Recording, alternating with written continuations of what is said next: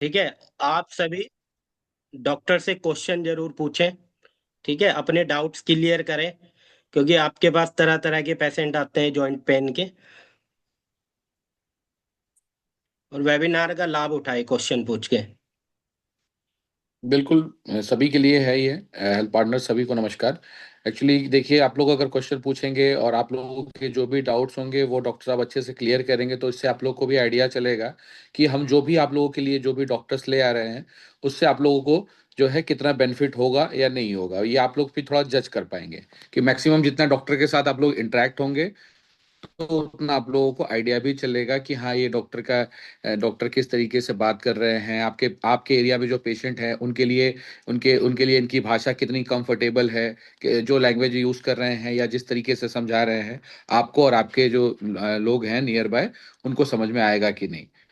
तो इसलिए हम आप सभी से रिक्वेस्ट है कि आप लोग जो है बिल्कुल इसमें जो है इन्वॉल्व हुआ करें। कोई भी वेबिनार हुआ करे, आप लोग पूछें। आप लोग अगर मान लीजिए जिस समय डॉक्टर साहब बता रहे हैं उस समय थोड़ी देर वेट कर लें और अपने क्वेश्चन आप लोग लिखें, और उसके बाद से आप कंटिन्यू करें। ठीक है। आई थिंक निमित ज्वाइन किया है क्या सर ने? 1 second sir. Please check. Umesh.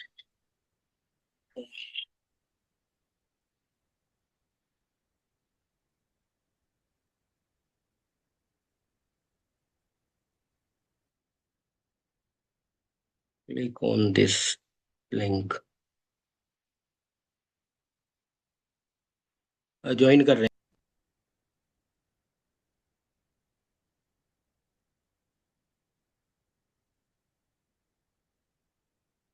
Hello. हैं।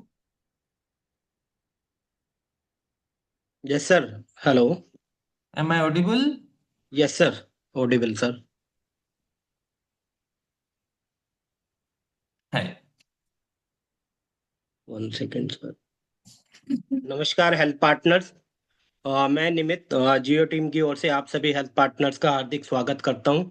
और जैसा कि आज हमारे साथ मल्टीपल जॉइंट पेन के साथ डॉक्टर अंकित मदान, जो ऑर्थोपेडिक सर्जन हैं और काफ़ी एक्सपीरियंस डॉक्टर हैं, हमारे साथ जुड़े हैं और टॉपिक के ऊपर चर्चा करेंगे। And thank you so much sir.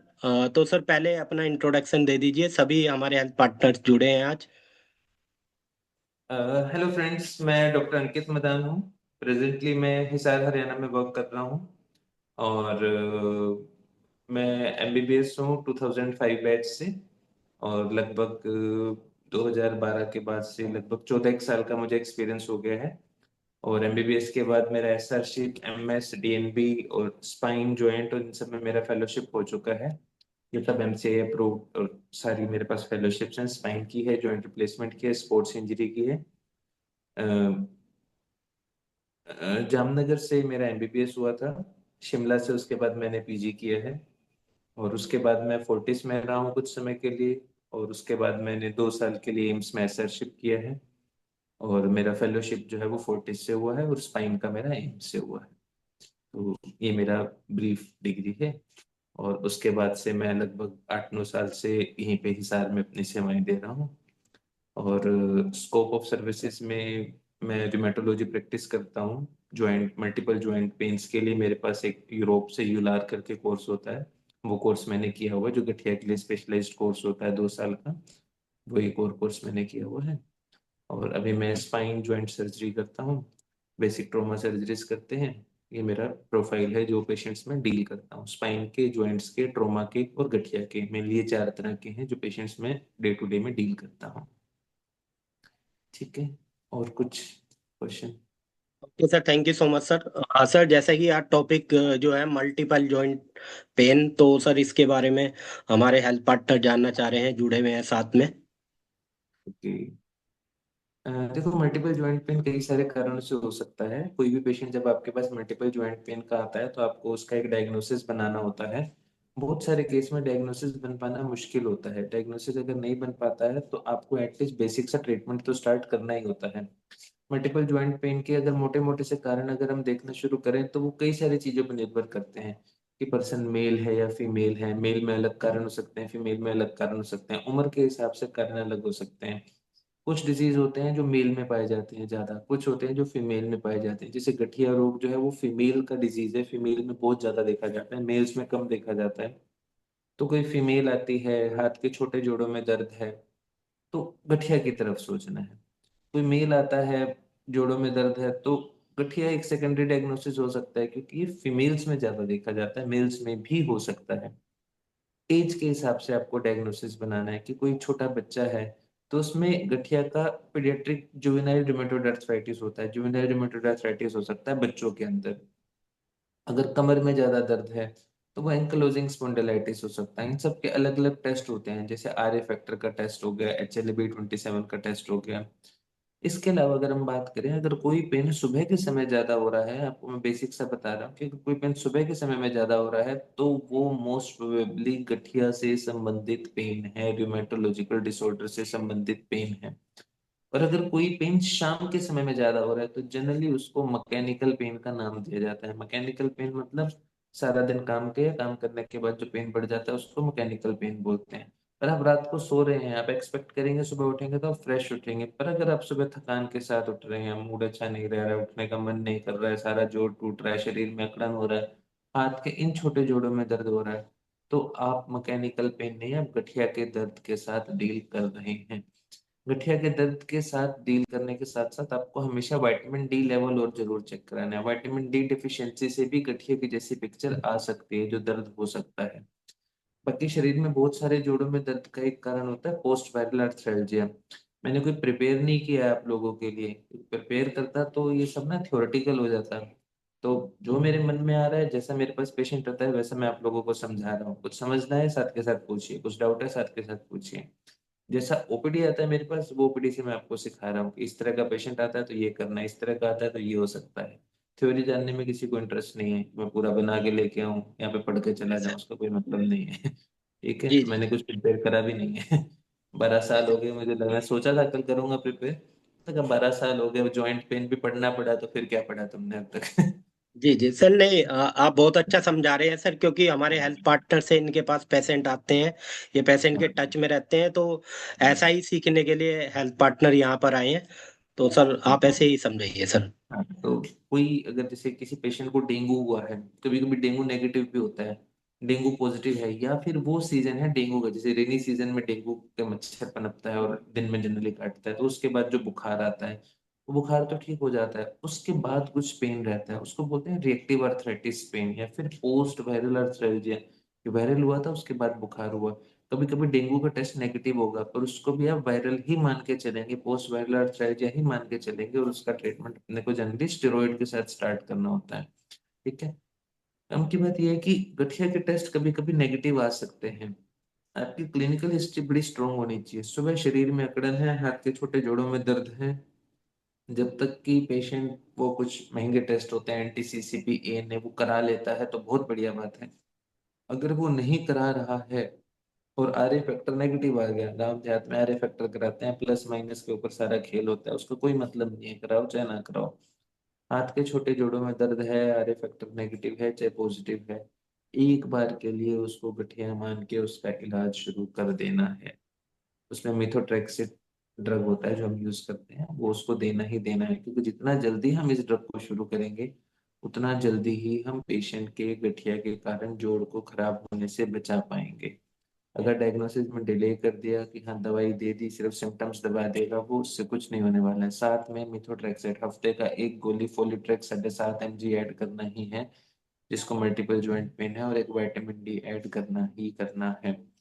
बाकी मल्टीपल ज्वाइंट पेन के एक जो मोस्ट कॉमन कारण मैंने आपको बता दिए हैं, कुछ कारण है जो हमें समझ नहीं आते, उसको बोलते हैं फाइब्रोमेल्जिया। फाइब्रोमेल्जिया का मतलब है कि सारे शरीर में दर्द है, कोई कारण मिलता नहीं है, जनरली फीमेल्स में मिलता है, और उसके साथ साथ उनको ना कोई डिप्रेशन का, एंग्जाइटी का एपिसोड रहेगा कि हर जगह दर्द है, यहाँ पे दर्द, वहां पे दर्द, हर जगह दर्द है। अगर ऐसा दर्द है तो ये साइकेट्रिक प्रॉब्लम के कारण पेन हो सकता है, साइकेट्रिक प्रॉब्लम के कारण पेशेंट को जोड़ों में दर्द भी रह सकता है, ये बहुत कॉमन कारण है जो हमें ध्यान में रखना है। इसके अलावा बाकी जो और जोड़ आते हैं वो घुटने के जोड़ आते हैं। घुटने के जोड़ का मोस्ट कॉमन कारण है उम्र के साथ घुटने का घिस जाना या फिर गठिया रोग होना। उम्र के कारण जब घुटनों में दर्द रहता है तो आपको डिफरेंशिएट ये जरूर करना है कि वो दर्द घुटने का है या स्पाइन से वो दर्द आ रहा है जो नीचे की ओर जा रहा है। अगर वो स्पाइन का दर्द है तो उसका कारण अलग है, उसका इलाज अलग है। अगर वो घुटने का है तो उसका कारण अलग है, उसका इलाज अलग है। घुटने का दर्द जो है वो ग्रीस खिंचने के कारण हो सकता है, गद्दी फटने के कारण हो सकता है, लिगामेंट इंजरी के कारण हो सकता है, या कोई हड्डी का मामूली सा फ्रैक्चर हो सकता है चोट लगने के कारण, उसके कारण हो सकता है। और अगर पूरी टांग में दर्द आ रहा है तो उसको बोलते हैं sciatica का दर्द, वो जनरली स्पाइन के कारण हो सकता है। ठीक है। और कोई डाउट, कुछ खास, कोई ओके स्पेसिफिक सर, अगर। Thank you so much sir. हाँ, आपने बहुत अच्छे से समझाया, केस के अकॉर्डिंग हम्म, समझाया सर आपने। जैसे पेशेंट आते हैं उस हिसाब से आपने समझाया। उसी और हिसाब से। बाकी हेल्थ एक और पार्टनर से कारण है। रिक्वेस्ट है, आप सर से क्वेश्चन पूछ सकते हैं जैसे सर ने एक आपको और कारण समझाया होता है, है कि बताया है। पैर के, हाँ, पैर के अंगूठे में अगर दर्द हो रहा है तो, मैं ना आपको कॉमन कॉमन सिनेरियो बता रहा हूँ। जैसे पैर के अंगूठे में दर्द हो रहा है तो पहली चीज जो है वो यूरिक एसिड का दर्द है, वो गाउट के कारण है, गठिया के कारण, सॉरी गाउटी आर्थराइटिस मतलब यूरिक एसिड वाले प्रकार का जो गठिया है वो दर्द उसके कारण से होता है। Okay sir, thank you so much sir. Sir मेरा ये क्वेश्चन है सर, कि पैर के अंगूठे में ना कभी कभार एक मास टाइप में डिपॉजिट हो जाता है, वहां पर ब्लैक ब्लैक हम्म स्कार भी बन जाता है सर। उसको हम्म शायद टॉफी करके कुछ बोलते हैं सर, वो टोफाई क्या? बोलते हैं, वो अ, वही यूरिक एसिड है, वो गाउट के क्रिस्टल्स का नाम टोफाई है। जो आप बोल रहे हैं अच्छा। ना, यूरिक क्रिस्टल्स जो डिपॉजिट हो जाते हैं उसको साइंटिफिक टर्म में टोफाई बोलते हैं, TOPHI, टोफी जो आप बता रहे हैं। वो उसी जी के जी जी। कारण है, उसके लिए यूरिक एसिड कम करने की दवाई शुरू करी जाती हैं। ओके। सर ये एजिंग फैक्टर के कारण होता है या ये किसी भी पेशेंट में हो सकता है सर? देखो, यूरिक एसिड का जनरली एज से संबंध कम होता है, डाइट से ज्यादा। कुछ पेशेंट्स होते हैं जिसमें डाइट हम कुछ भी ना लें तो भी यूरिक एसिड डिपॉजिट हो सकता है। ठीक है, उसका तो आप कुछ कर नहीं सकते। जो तुम कर सकते हो अपन वो बात डिस्कस करते हैं। अपन जो कर सकते हैं वो ये कर सकते हैं कि अपने को प्रोटीन वाली चीजें कम लेनी है। लाल मीट मच्छी जो होता है, लाल मीट नहीं लेना है, शराब नहीं लेनी है, इसके कारण यूरिक एसिड डिपॉजिट होता है। अंडा, जो प्रोटीन वाली चीजें हैं ना, अंडा हो गया, मीट मांस मच्छी हो गया, दाल दाल हो गया, जो पल्सेस होती हैं दालें हो गया, इसके कारण हो गया।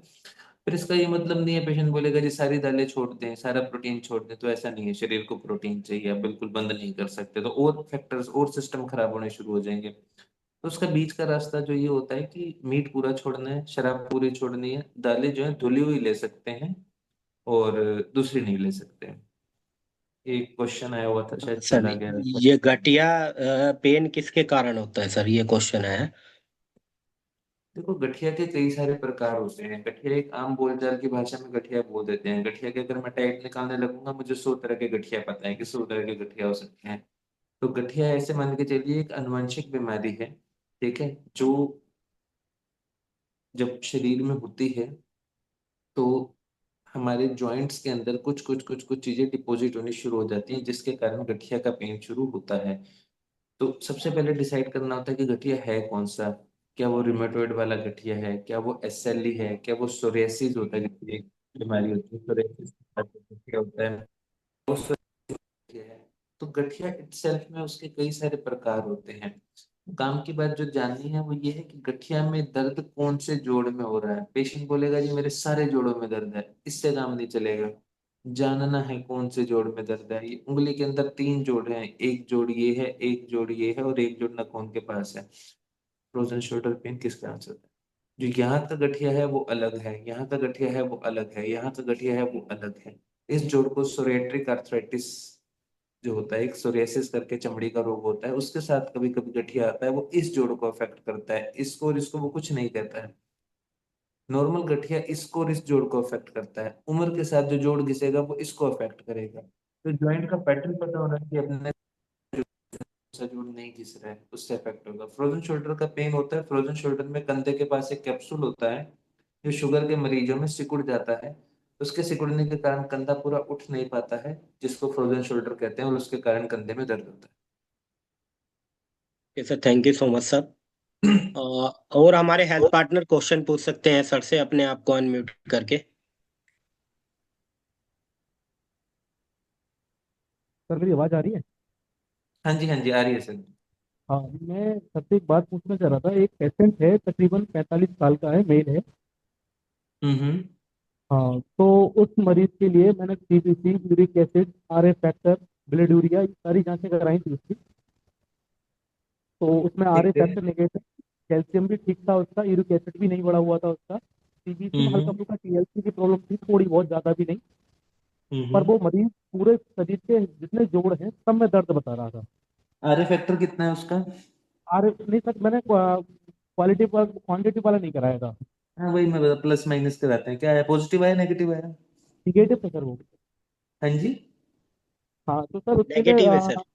नेगेटिव, निगेटिव था ठीक। वो। ओके। गाँव में उसको जो ट्रीटमेंट पेन किलर वगैरह जो दे रहे थे उसको देते थे, सुकून हो जाता, फिर उसके बाद वही कंडीशन, मल्टीविटामिन वगैरह, कैल्शियम वेल्शियम सब चलाए थे, वो खा रहा था तब तक सुकून, उसके बाद फिर वही कंडीशन। तो मैं जानना चाह सकता हूँ कौन कि से क्या जोड़ में क्या दर्द है उसको? जी सर। कौन से जोड़ में दर्द है, हाथ में, कंधे में, कोहनी में, पैर में, अंगूठे जैसे कि में? आपने समझाया अभी कि इस उंगली से इसमें 3 जॉइंट होते हैं, खैर मैं ऐसा तो उससे नहीं पूछा, लेकिन हाँ मतलब हाँ हाँ। उससे मैंने ये जानने की कोशिश करी कि मुझे ये बताइए दर्द कहाँ कहाँ है। तो उन्होंने जितने भी जॉइंट होते हैं, कंधे से ऊपर से लेकर नीचे तक के, पैर से लेकर उंगली विटामिन तक डी के का सारे ट्रायल जॉइंटों में। दीजिए उसको।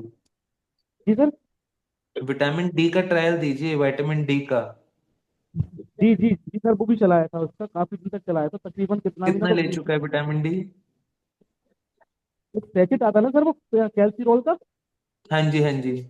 जी जी, हर 5 दिन उसको वो दे रहे थे, बाकी कैल्शियम की टैबलेट चल रही थी उसकी, सुबह और शाम। हम्म। हाँ, प्लस उसको सर मैंने जॉइंटों को, जॉइंट के लिए जो ऑयल वगैरह आते हैं वो उसको मसाज करने के लिए तेल भी बताए देखो, थे वो सब। जो गठिया का पेशेंट होगा ना, आपकी प्रेजेंटेशन गठिया वाली है, अगर गठिया का पेशेंट होगा ना, उसमें दो टेस्ट हैं वो बढ़े हुए मिलेंगे आपको। ठीक ईएसआर है और वो। सीआरपी करवाओ उसका। अच्छा, ईएसआर और सीआरपी।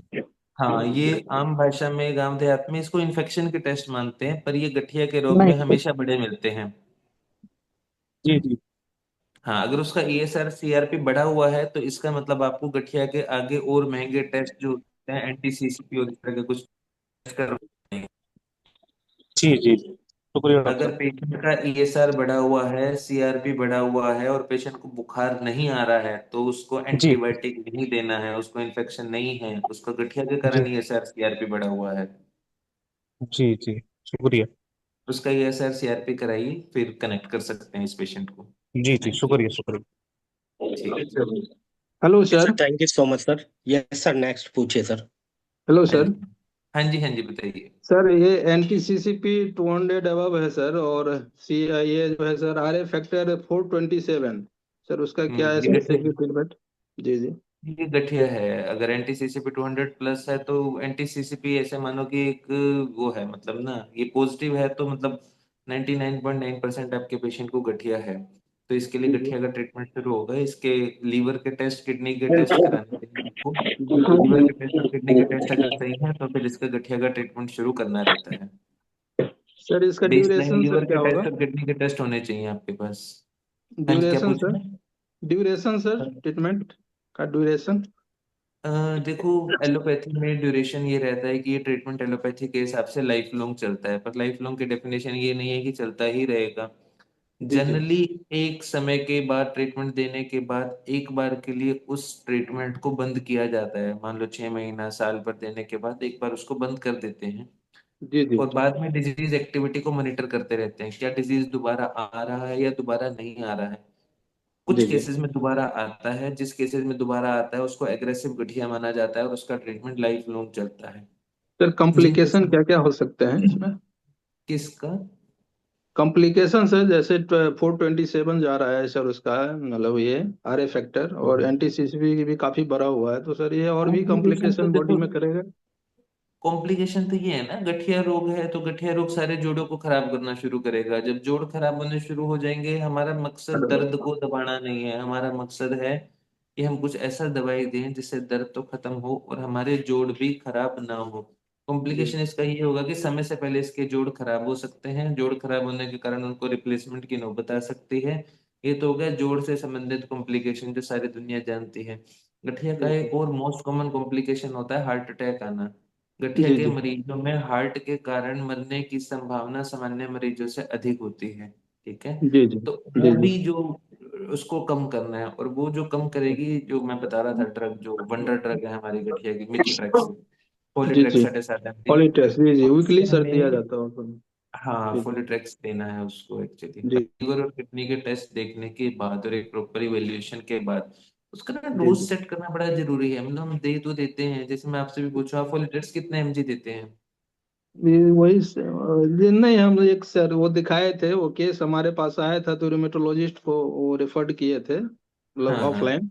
जी जी, हाँ हाँ हाँ। उसी में सर उसका वो फोलिट्रेक्स की जानकारी, चूंकि डोज हमने टेस्ट प्रॉपर करवाया था। प्रॉपर जाना चाहिए। जी फोलिट्रेक्स की डोज ना, फोलिट्रेक्स की डोज हम 25-25 mg तक दे देते हैं, और हम देहात में 5-7 पे रहते हैं, पर नहीं 25 नहीं, के अलग साइड 7.5, इफेक्ट होते सेवन हैं, वो five side seven effect. Point five दे रहे थे। हाँ वही कह रहा हूँ, 7.5 देते हैं हम। जी पच्चीस जी एमजी तक भी चले जाते हैं फोलिट्रेक्स की डोज में, पर उसके साइड इफेक्ट आते हैं 25 mg पे। तो पेशेंट को टाइट्रेट करना पड़ता है कि कितनी डोज तक वो ले लेगा, कि जी हम जी उसको जी दे सकें कि उसका गठिया ना हो। क्योंकि दर्द तो दर्द की दवाई से खत्म हो जाएगा, पर गठिया जी रोग जी के कोर्स को मॉडिफाई करना जरूरी है कि उसके भविष्य में हार्ट अटैक के चांस कम हो और जोड़ रिप्लेसमेंट से उसको बचाया जा सके। जी जी दर्द ये की गोली कॉन्फर्म, देते हैं। ये confirm diagnosis sir rheumatoid arthritis हो गया सर इसका। एंटीसीसीपी पॉजिटिव है तो लगभग जी लगभग मान के चलो कंफर्म डायग्नोसिस है। क्लिनिकल हिस्ट्री मैटर करती है उसके साथ, उसको कौन से जोड़ में दर्द है। तो कंफर्म तो नहीं बोल सकते सिर्फ एक ब्लड रिपोर्ट पे। अगर उसके साथ जोड़ों में दर्द का पैटर्न देखा जाता है, अगर वो जी जी पॉजिटिव है जी तो लगभग ये डायग्नोसिस कंफर्म है। जी जी कुछ जो है सर, जैसे रिस्ट जॉइंट में सर उसको डिपॉजिट, मतलब वो बोन का डिफॉर्मिटी आ रहा है सर उस पेशेंट को। डिफॉर्मिटी आ रहा है तो इसका मतलब है आपका पेशेंट ऑलरेडी काफी समय से नेग्लेक्टेड है, इसको कम से कम जी 5-7 साल का दिक्कत तो है। जी जी जी जी हम्म। जी जी ठीक, थैंक यू सर। हाँ जी। Okay sir, thank you so much sir. New life health care sir, आप पेशेंट को बुलवा सकते हैं सर, अवेलेबल हैं after webinar. And next question please. Hello. Yes sir. Hello. प्रणाम हेलो। सर। हाँ जी डॉक्टर सुभाष, बताएं सर प्लीज। हाँ, बोल रहे एक पेशेंट सर, जोवा दास, मैं एक पेशेंट 72 ईयर फीमेल है। उनका काफी मतलब जॉइंट्स पेन, मतलब लेग पेन, लेग नी में काफी पेन है, और राइट नी में उतना पेन नहीं है। उनका काफी टेस्ट करवाए हैं, सब नॉर्मल निकला। RA 100 CRP ये सर 40, एंटीसीस भी नेगेटिव है। लेकिन वो पेन नहीं जा रहा है। पेन क्लियर खाने से पेन रिलीफ हो जाता है, बट पेन फिर से हो जाता है जब पेन कहाँ मैंने पे, राइट दवाई नी में बंद है? कर देते हैं। पेन सेवेंटी कहाँ टू पे है? ईयर नी नी लेफ्ट नी, घुटने में? काफी एक्सरे, पेन। घुटने का हाँ, एक्सरे घुटने में, किया है? घुटने में। एक्सरे में second grade of arthritis, osteo arthritis. Diagnosis तो है आपके पास ना, फिर जी सेकंड ग्रेड जी सर। ऑस्टियोआर्थराइटिस तो है ही अपने को ना। तो हमने तो सोचे डायग्नोसिस तो थे है कि हमारे ऑनलाइन पास। करेंगे। इसके लिए जनरली देखो, सेकंड ग्रेड ऑस्टियोआर्थराइटिस होता है तो उसको ना नी एक्सरसाइज से सबसे ज्यादा हेल्प मिलेगा, क्वाड्रिसेप्स एक्सरसाइज, की। हाँ, क्वाड्रिसेप्स एक्सरसाइज एंकलेट से, भी और नी पहना, गैप से। एंकलेट भी पहनाए हैं, तो पहनने एंकलेट पहनने से थोड़ा सा आराम हो जाता है, बट फिर से पेन होना शुरू हो जाता है। नी एक्सरसाइज पर डालिए आप उसको ना। अच्छा, एक्सरसाइज कराएंगे। नी एक्सरसाइज, क्वाड्रिसेप्स एक्सरसाइज। जी जी जी। नी की ठीक। क्वाड्रिसेप्स और एक्सरसाइज करवाइए मेडिसिन, अगर नी ऑस्टियोआर्थराइटिस का डायग्नोसिस है। और मेडिसिन में मेडिसिन। आप इसको ग्लूकोजामिन शुरू कर सकते हैं। ठीक ठीक, ग्लूकोसामिन। ग्लूकोजामिन प्लस डाइसिरिन शुरू करिए इसको, और सिरिन जीएम आता है मैक्लोड्स कंपनी का, तो वो उसके ठीक रिजल्ट्स काफी अच्छे हैं, मतलब रादर ठीक है, देन वो पिलो। पेशेंट आफ्टर 7 डेज में हमने बोले हैं उनको ऑनलाइन भी करा देंगे, हाँ एक सबसे बार बेटर है। परफेक्ट है। हाँ जी, ठीक है ठीक है। सारी रिपोर्ट जरूर चाहिए जी होंगी जी मुझे। जी, हम भेज देंगे, हाँ हाँ, ठीक है, ओके सर, ओके सर। और एक्सरे उसका थैंक। अगर आपने कराया नहीं है तो एक्सरे करा के रखना, और खड़े होके एक्सरे कराना एक्सरे। करा दिए, दोनों बोथ नहीं एक्सरे कराए हैं। मुझे खड़े एपिलेटल। का मुझे खड़े का एक्सरे चाहिए, लेटे का नहीं चाहिए। खड़े का, अच्छा ठीक है, उसको हाँ भी करा दो। हाँ, ठीक स्टैंडिंग में ठीक एक्सरे ठीक। कराना, लेट के कराया तो एंडिंग दोबारा करा एक्सरे। के रखना। हाँ जी। ठीक ठीक। ओके सर, ठीक। Okay, thank you. Okay. Okay, thank you. Sir good thank you so much sir. Good afternoon sir sir. Next question है लंबर स्पाइन में L5, L6 और 7, हाँ इसके जी। बारे में पूछना चाह रहे हैं sir, lumbar spine pen. L5, 6, 7, L5 तक ही होते हैं लंबर में। ये जो लंबर होता है हमारी रीढ़ की हड्डी के मणके की एक साइंटिफिक टर्म है जिसको लंबर बोलते हैं, और ये 1 से लेके 5 तक होते हैं, 6, 7 होते नहीं है, इंसानों में नहीं होते हैं। ठीक है। तो चलो वो तो मजाक की बात रहेगी, 5 तक ही होते हैं। पहली बात तो अपने को ये जानकारी एक नहीं ऐड करनी है हमें, कि लंबर 5 तक ही होते हैं। और इनमें लंबर में पेन का मोस्ट कॉमन कारण होता है उम्र के साथ या तो शारीरिक बदलाव, या फिर भारी सामान उठाना, जो कि यंग पेशेंट्स में खेतों में गेहूं का बोरी उठा लिया, या फिर जिम में डंबल मार लिए बहुत हैवी वेट्स, या फिर उम्र के साथ जो शरीर में जोड़ घिसने के बदलाव आते हैं, ये 3 मोस्ट कॉमन कारण है लंबर में पेन होने के। Okay sir, thank you so much sir. Roshan sir, आप क्वेश्चन पूछ सकते हैं। हाँ जी, गुड आफ्टरनून सर। सर मेरे हाँ मेरे सर 2 क्वेश्चन है सर।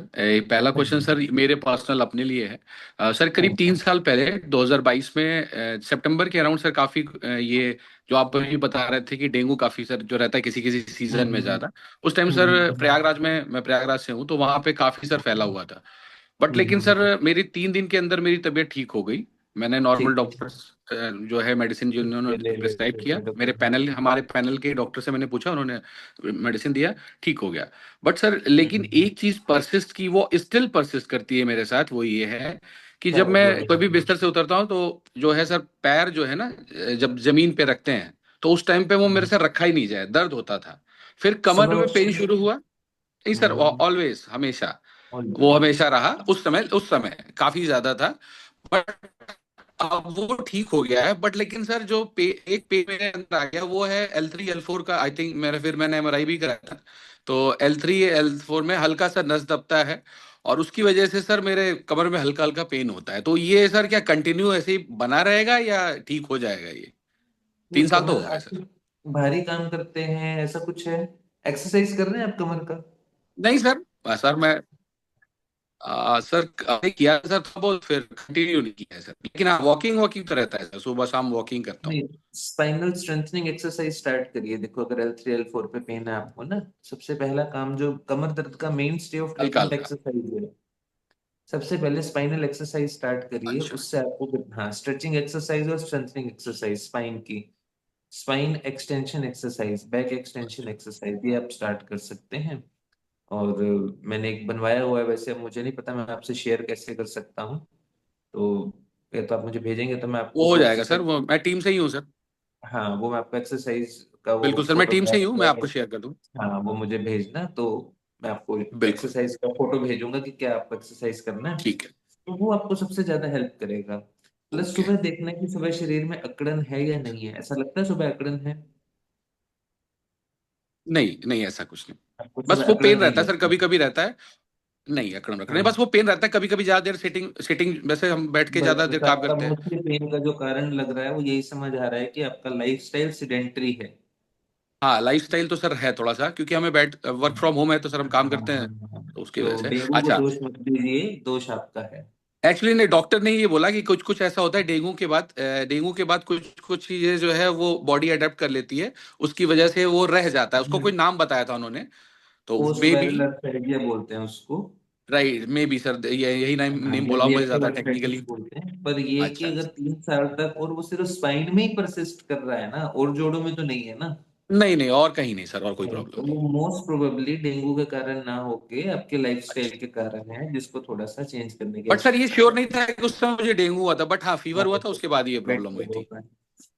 हाँ जी। डेंगू सर, ये श्योर नहीं था कि डेंगू हुआ है, बट लेकिन आज चल रहा था, हाँ तो हाँ, मैं वही बताया मे ना, बी। डेंगू नहीं हाँ। आता, कभी कभी चिकनगुनिया भी होता है, बहुत सारी चीजें होती हैं, उनके टेस्ट भी नहीं करवाते हैं, क्योंकि 2-3 दिन में रिस्पॉन्स कर जाते हैं बंदे ना, फिर टेस्ट ना जी डॉक्टर जी जी करवाते जी। हैं और बता भी दें तो कोई कराता नहीं है, तो इस तरह से फिर। अच्छा, और सर सेकंड क्वेश्चन एक है मेरा, वो हम्म, ये है कि सर अभी आप बता रहे थे कि कुछ पेन ऐसे होते हैं कि जो हमारे पूरी बॉडी में परसिस्ट करते हैं, और लगता है पेशेंट को कि हमें पेन हो रहा है, चारों तरफ बॉडी में पेन हो रहा है, और वो साइकेट्रिक होता है। सर साइकेट्रिक उसके होता बारे है। में थोड़ा सा बताएं सर, क्योंकि एक पर्सन है मेरे जानने वाले, वो इससे जूझ रहे हैं काफी टाइम से, तो मे बी हम्म। मैं उनको आपसे कंसल्ट करा दूंगा, बट थोड़ा सा सर तो देखो, जानकारी मेन आप दें सर उसके बारे किसी भी पेन को साइकेट्रिक लेबल करने से पहले उस उम्र, उस व्यवसाय, में। 65, 63 to 65 आई थिंक वही एज होगी। बता रहा हूँ मैं आपको भाई, जो भी मरीज का उम्र है, मेल हम्म, फीमेल, फार्मर या बैंकर, और जोड़ों का पैटर्न, कि गर्दन के जोड़ में, हाथों के जोड़ में, ये चारों चीजों को जब जोड़ लेंगे तो डॉक्टर के दिमाग में कुछ डायग्नोसिस आते हैं कि यार ये हो सकता है, ये हो सकता है, ये हो सकता है, ये हो सकता है।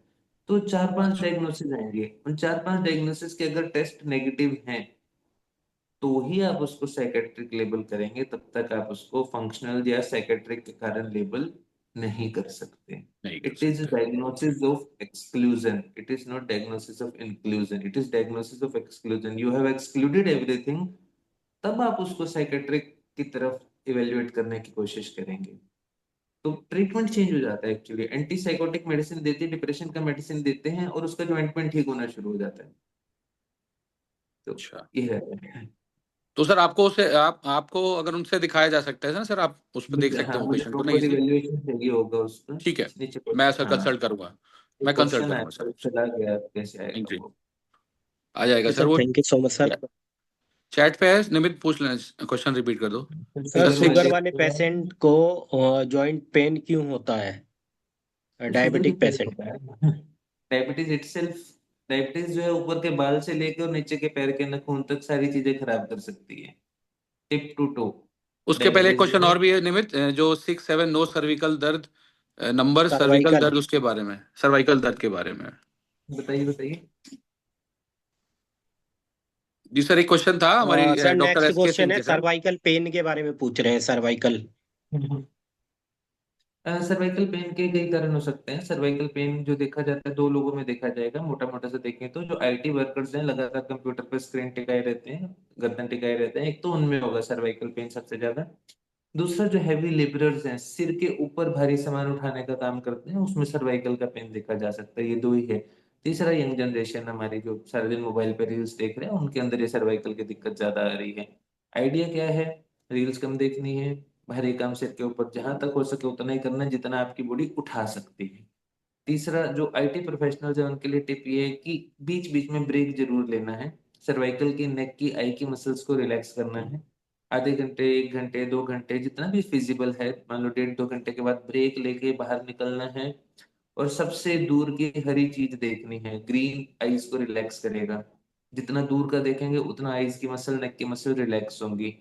कोई ग्रीन चीज नहीं है आसपास, दूर की चीजें नहीं देख पा रहे हैं, कोई ऐसी जगह पे रहते हैं जब बिल्डिंग्स ही हैं और खुला एरिया नहीं दिखता है, तो आसमान की तरफ देखना है। ठीक है।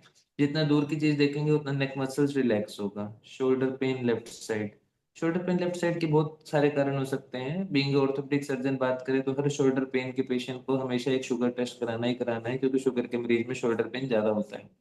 पेन शोल्डर के कारण भी हो सकता है, गर्दन के कारण भी हो सकता है। किसके कारण से है वो क्लिनिकल एग्जामिनेशन पे पता चलेगा कि आपको कंधे की दिक्कत है, गर्दन का दर्द कंधे की तरफ आ रहा है। बात नंबर एक, लेफ्ट साइड कंधे का दर्द है तो हार्ट को हमेशा ध्यान में रखना है कि घबराहट साथ नहीं होनी चाहिए। हार्ट अटैक का पेन लेफ्ट कंधे की तरफ जा सकता है। Okay sir, thank you so much sir. Doctor Kamlesh Gaurav sir, आप क्वेश्चन पूछना चाह रहे थे, हैंड रेस किया था, डॉक्टर कमलेश गौरव।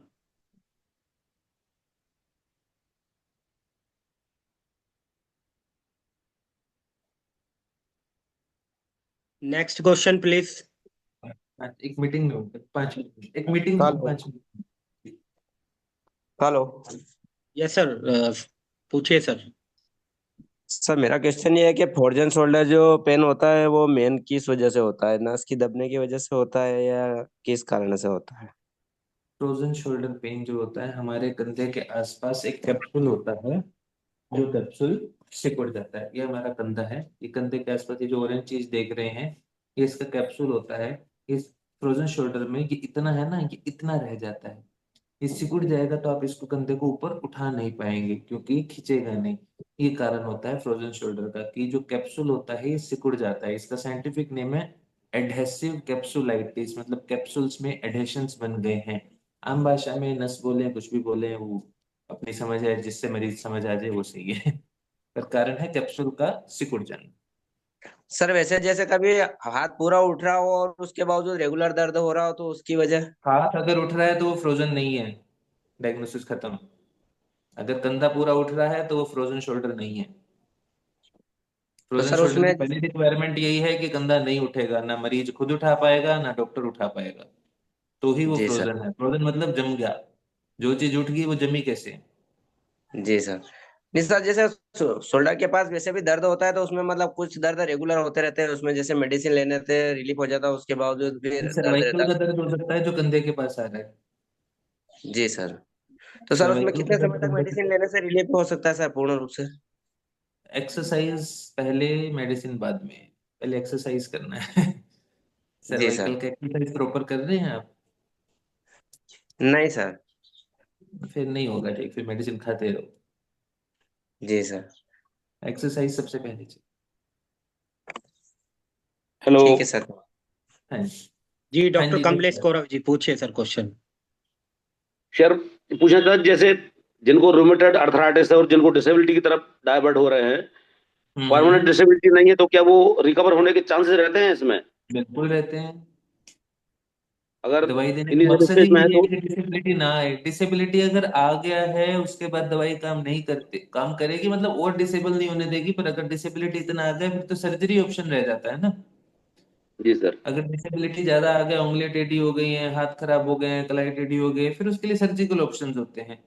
वो डिसेबिलिटी ना आए इसी के लिए ही दवाई दिया जाता है, और उस दवाई में पेन किलर नहीं है। वो दवाई वो है जो डिजीज के कोर्स को मॉडिफाई करते हैं कि वो उसको डिसेबिलिटी की तरफ, मान लो उसने 2 साल में जाना है तो हो सकता है वो उसको 15 साल तक डिले कर दे, हो सकता है ना आने दे। वो हर पर्सन अलग होता है, डिपेंडिंग उसका सर रिमेटोइड कितना एग्रेसिव है।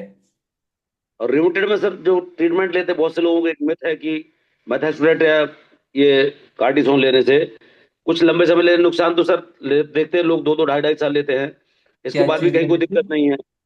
हेलो। किस मैथाइल चीज से? प्रेडनिसोलान या अन्य ड्रग जो लेते हैं मैथेक्सोट्रेट वगैरह, हाँ स्टेरॉइड लेते हैं। ये स्टेरॉइड लेते हैं तो उनसे लॉन्ग टर्म दिक्कत रहती है सर, डॉक्टर की एडवाइस बिल्कुल के बगैर अगर रहेगी लेते वो, हैं तब? दिक्कत रहेगी। स्टेरॉइड से तो दिक्कत आएगी ही आएगी ना। स्टेरॉइड इन दी एंड आपके सारे बोन्स को कमजोर कर देता है। सबसे कॉमन कारण होता है स्टेरॉइड से हड्डियां बहुत बहुत बहुत कमजोर हो जाती हैं, सर बड़ी डिजीज दब विडम्बना है, जाता है। जितने भी लोग हाँ दूर से जी। आते हैं सर, वो लगातार अपने मन से लेके ले आते हैं, खूब सारी दवाएं लेके पुड़िया उड़िया खा के आते हैं, तो बड़ी हाँ, विडम्बना उनको बनती है। समझाना है, उनको थोड़ा समझाना चाहिए कि इस दवाई को रोकना है। और जो इतने समय से ले रहे हैं ना, एकदम से रुकेगा नहीं वो, उसको आपको धीरे धीरे रोकना पड़ेगा। धीरे धीरे उसको टेपर डाउन करना पड़ता है कि 4 mg 16 mg ले रहे हो तो 8 पे आओ, 8 के बाद 4 पे आओ, फिर एक घटते दिन क्रम में छोड़ लेना के है, एक ट्रिपल दिन। डोज में सर, हाँ घटते जी। क्रम में बंद करना हाँ है, घटते घटते क्रम क्रम में में बंद उसको करना है टेपर ट्रिपल। डाउन करना है, हाँ। पर साथ में प्रॉपर गठिया का दवाई शुरू करना है, तभी वो कम डोज पे मेंटेन होगा। बहुत रेयर अच्छा। केस होते हैं जहाँ पे हमें स्टेरॉइड लगातार देना पड़ता है, जैसे प्रेगनेंसी, उसमें एक केस है। प्रेगनेंसी में वैसे तो गठिया अपने आप ठीक हो जाता है, प्रेगनेंसी की अच्छी बात यह है कि गठिया उसमें थम जाता है। अगर ना जी। थमे तो वहां पे हम हल्का स्टेरॉइड दे सकते हैं, क्योंकि प्रेगनेंसी में बाकी दवाई दे नहीं सकते, वो बच्चे को नुकसान करती है। स्टेरॉइड बच्चे को नुकसान नहीं करता। तो कुछ इंडिकेशन है, या सब कुछ दे लिया नहीं ठीक हो रहे, तब स्टेरॉइड की तरफ बढ़ो। पहली ड्रग नहीं होनी चाहिए स्टेरॉइड, आखिरी होनी चाहिए। थैंक यू सर, धन्यवाद। हाँ जी। Okay sir, thank you so much sir. Sir मेरा एक क्वेश्चन है सर, मल्टीपल जॉइंट पेन होता है, कोई भी पेन है सर, तो एक तो हम्म। होता है गर्म पानी की सिकाई और एक ठंडे पानी की सिकाई, मतलब बर्फ हम्म। से सिकाई करना। तो सर हाँ कौन से जी। दर्द, अब पेशेंट घर पे है, क्योंकि वो इधर उधर से पूछ लेता है कि मतलब कोई बता देता है लगभग गर्म सबको आप पानी गर्म, की। लगभग लगभग आप सारे पेशेंट्स को गर्म की सिकाई एडवाइस कर सकते हैं बिना किसी डाउट के। ओके। लगभग आप सारे पेशेंट्स को गर्म की सिकाई एडवाइस कर सकते हैं। ठंडे की सिकाई सिर्फ एक ही जगह एडवाइस करी जाती है, जहां तुरंत चोट लगा हो वहां ठंडा सबसे ज्यादा हेल्प करता है। चोट लगा हो वहां ठंडा, बाकी जगह सब जगह गर्म। एक मोटा मोटा सा ये डिक्टम याद रख सकते एक्सीडेंटल केस में राइट सर? हैं। एक्सीडेंटल चोट, स्पोर्ट्स इंजरी ठंडा, शुरू के 2-3 दिन, वो भी बाद में वो भी गर्म में शिफ्ट होते हैं। Okay okay sir, thank you so much sir. हाँ जी। एनी क्वेश्चन जॉइंट में स्वेलिंग? ये इसी का वेबिनार संजय। चल रहा है, सारी चीजें इसी की हैं, जॉइंट में स्वेलिंग की, ये सारे कारण जो हम डिस्कस कर रहे हैं। गठिया से लेके, फ्रोजन से लेके, सर्वाइकल से लेके, शुगर से लेके, गाउट से लेके, ये सब जॉइंट में स्वेलिंग के कारण हैं। Any question? कोई क्वेश्चन पूछना चाहते हैं तो पूछ सकते हैं, क्योंकि सर का जाने का टाइम हो रहा है। लास्ट जी क्वेश्चन। नमस्कार सर। जय सर, पूछिए सर। जी नमस्कार सर। हाँ जी, हाँ जी, नमस्कार सर, नवीन जी। जी सर। जी सर, जब कंटिन्यू बैठते हैं लगभग 10 से 15 मिनट तक तो लेफ्ट नी ज्वाइंट जो है ना पेन होता है बहुत ज़्यादा। उसके बाद हम्म। उठने के बाद 2-4 कदम 10 कदम चलने के बाद फिर ऑटोमेटिक धीरे धीरे कम हो जाता है, फिर दिन भर कोई दिक्कत नहीं हम्म। होता है। ये रीजन हम्म। क्या हो सकता है सर? ये मोस्टली जोड़ के घिसने की स्टेज 1 या स्टेज 2 है। जी। जोड़ के घिसने की मोस्टली स्टेज 1 या स्टेज 2 है। इसका एक्सरे कराएंगे तो उसमें चेंजेस आने चाहिए। खड़े होकर एक्सरे कराइएगा घुटने का, लेट के नहीं, खड़े होकर। जी जी जी।